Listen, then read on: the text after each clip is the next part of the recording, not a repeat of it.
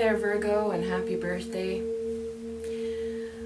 My name's Catherine River Rain, and this is your horoscope for September 2013. So I work a bit with classical astrology, and I do a meditative journey, and I see whatever vision comes for your sign, and that is the message for the month. So for Virgos, astrologically, you have been dealing with Pluto in Capricorn for the last few years in your house of romance and creativity. Now, it's not such a bad place to have it, because renovating and re-energizing, reinventing your creative life and your romantic life could actually be a great thing, could be fun. But at the beginning, not so easy.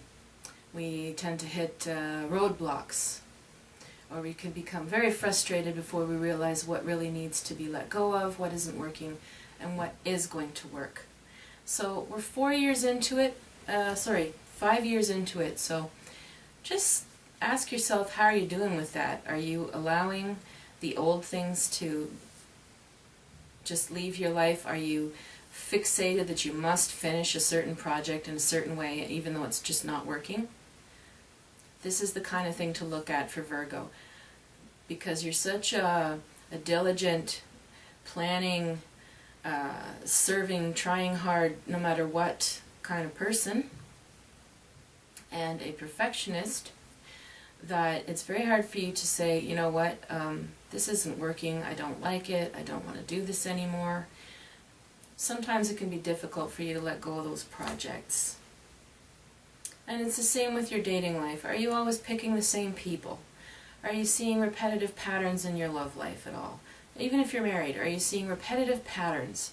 Things that are feeling stuck?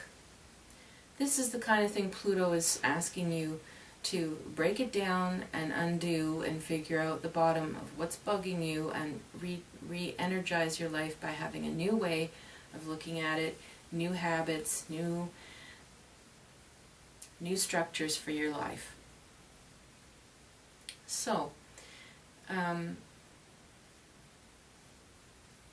you also have Saturn in Scorpio, which is going through your house number 3 for a year already, and still continuing for another year or year and a bit. Now, your third house talks about communications, the neighborhood you live in, your brothers and sisters, and also talks about your communications. So with Saturn and Scorpio, you might find yourself delving into issues with, as I mentioned, issues with your siblings. You might find that you're getting to the bottom of things with family matters. You might find that you're connecting more with people in your community and your neighborhood, and if you're not, maybe that's the problem. Maybe that's what Saturn is testing you. Do you really want to belong to this particular place or with these people? And it's also an excellent time to develop your intuition and to be studying something in depth, because you're going to have even more concentration for it. Now, the vision that came to me for you in my meditation, I actually saw a beautiful black wolf that appeared from the left and crossed in front of me to the right.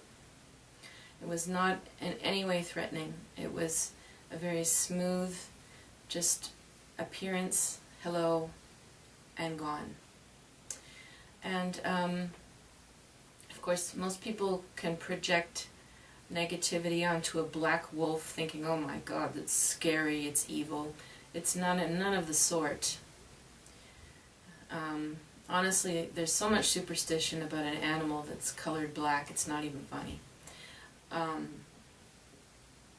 Black is actually a feminine color in a lot of traditions. In the Chinese, it would represent the water element, and this would be a feminine element, and the black could be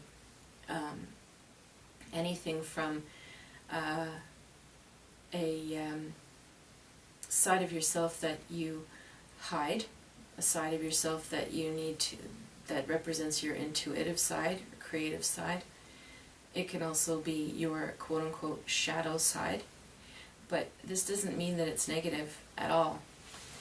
And the wolf, we know, travels in packs, but also has sort of a loner side to it. And when I decided to look this up further, what the black wolf meant, and it talked about how sharp their intelligence is, and how insightful and quick these animals are, and also misunderstood. And the feeling I got when I saw it gave me a slight feeling of protecting myself when I saw it. So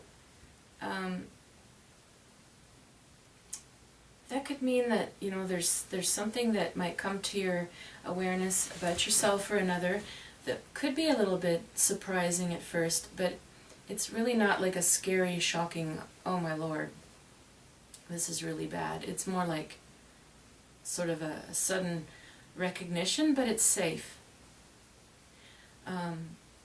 So this could be something you realize about yourself, something about people close to you, but the black wolf appearing from the left is a very, for me, a sign that this is an intuitive and very inner process, why it's appearing to you.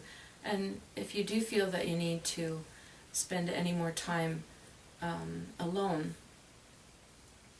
and in meditation, then I would highly encourage you to do so. Overall, my sense of this month of September for you is one of celebrating your birthday and being surrounded well with a lot of people that you love. And if there's any kind of nagging feeling in the background for you, then it's just something beckoning you to go to another level in yourself. Nothing scary. So I look forward to hearing people's comments, actually. If you want to comment below the video and let me know if this made any sense in your world this month or not, or if I explain things clearly enough, you can let me know or not know. And I leave you with that, and once again, happy birthday. If you would like to reach me in any way for a reading, for your private astrology chart, then you can do so at river-rain.com.